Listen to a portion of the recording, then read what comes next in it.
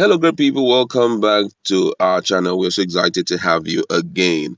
APC and PDP are at each other's neck. Yesterday, PDP presidential aspirant Atiku Abubakar was granted an interview by Arise Television, and he made some statement about the issue of Muslim ticket, and he made Nigerians to know that was what resulted to his fallout with Tinubu in 2007, saying that he Atiku opposed the Muslim presidential ticket, which made a lot of people to doff cap for him.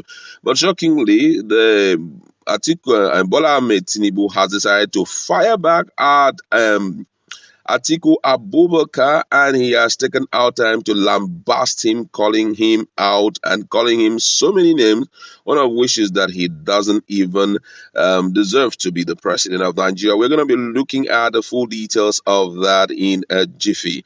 Now, according to the news, the presidential candidate of the All Progressive Congress, APC, Asiwaju Bola Ahmed Tinubu, has described his counterpart in the position People Democratic Party PDP and former Vice President Atiku Abubakar as a desperate liar who should never be entrusted with the presidency.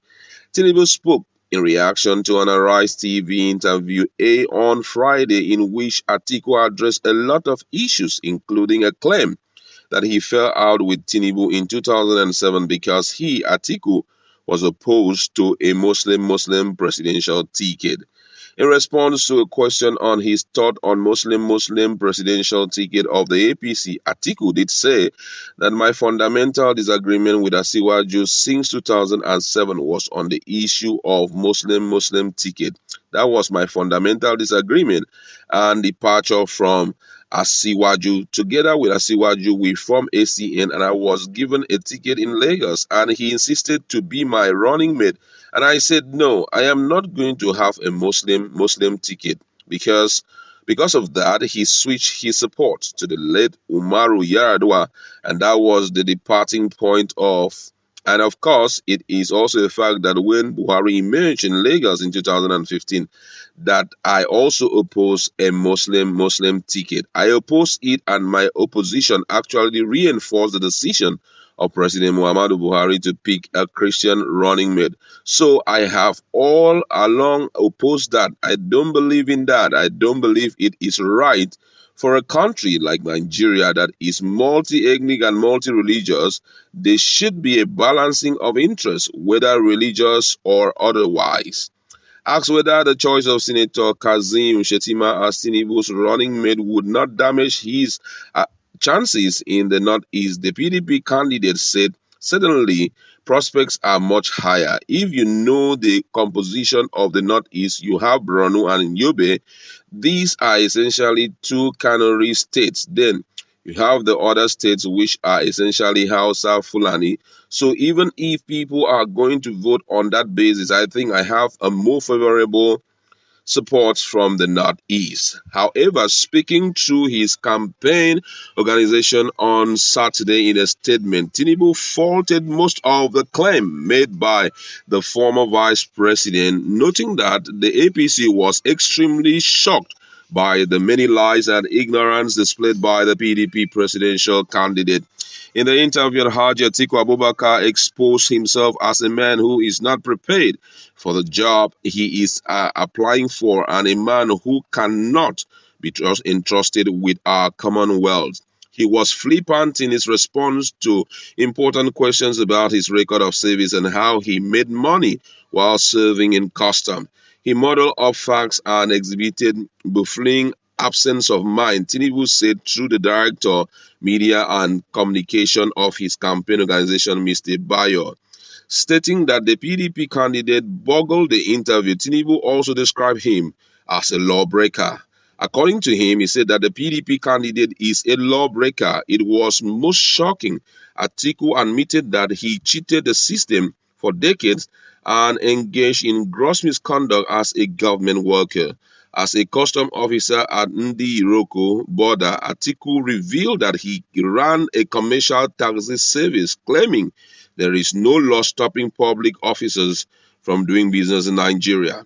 He punched harder, claiming there is no conflict of interest In doing so, we found this to be untrue. Every officer in the civil service is expected to comply with a code of conduct and service rules which bar civil and public servants from engaging in private businesses while in government employment to the detriment of the service he or she is employed to render to the public. The 1999 Constitution further codifies this in Part A, Fifth Schedule, section of 2B. It says a public servant shall not, except where he is not employed on full-time basis, engage or participate in the management or running of any private businesses, profession, or trade. The rules, however, allow the public officer to engage in farming. We wonder which rule or which law Atiku was relying upon for his gross misconduct as a public officer. It is our considered view that Atiku gamed the system all through his career in public service, culminating in his founding of the Intel Logistics along with late Shehu Yaradua and some Italians, even while he was still in the employment of the Nigerian Customs Service. He said Atiku also had a poor knowledge of key sectors of the economy, adding, we also found it surprising that the PDP presidential candidate does not know the contribution of oil and gas industry to Nigerian GDP. He claimed the sector represents 20% of our national GDP, whereas it is below 10% and it is still falling owing to the growth of non-oil sector under the current All Progressive Congress-led administration of President Muhammadu Buhari. False data from Egypt. Atiku Abubakar wanted to impress his audience with his supposed knowledge of international affairs. He ended up embarrassing himself with false data he cited from Egypt. We found his claim that Egypt has 2 million police officers on the street to be untrue. Various sources put the number at about 500,000 for a population of 104 million and not 80 million as falsely claimed by Atiku. On the issue of rotational presidency, Tinubu said Atiku should be made focus on the issue and not Muslim ticket.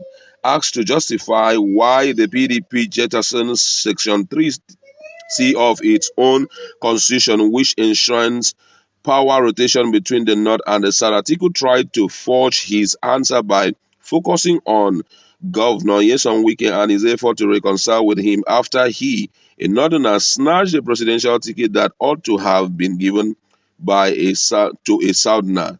While Atiku was playing to the gallery on APC Muslim presidential ticket, he didn't see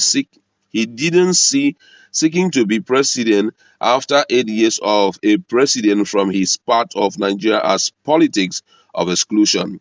Proof for Atiku provided several contradictory answers. In one breath, he said power rotation is not in the constitution. In another breath, he said the PDP has never microzoned any position. Then he admitted that the party has always rotated power between the North and the South. Atiku justification as to why he became PDP presidential candidate instead of a Southerner is a perfect example in eclipses in politics. He said, we negotiate power through negotiations. What does that mean? This is quite interesting, I must say. I know that this was going to happen because for APC, Atiku or PDP is their strongest opposition. But let the truth be told that there's a more formidable force that is coming, whether you call it Tate Force or whatever name you want to call it. That force is coming, and that force is unstoppable. Talking about the Labour Party. So right now, with this response, I feel that Atiku too will have to arrange himself and react back because this is a pointer to the fact that they're trying to paint him as one person who is not capable of leading the country. Would like to leave it there. Go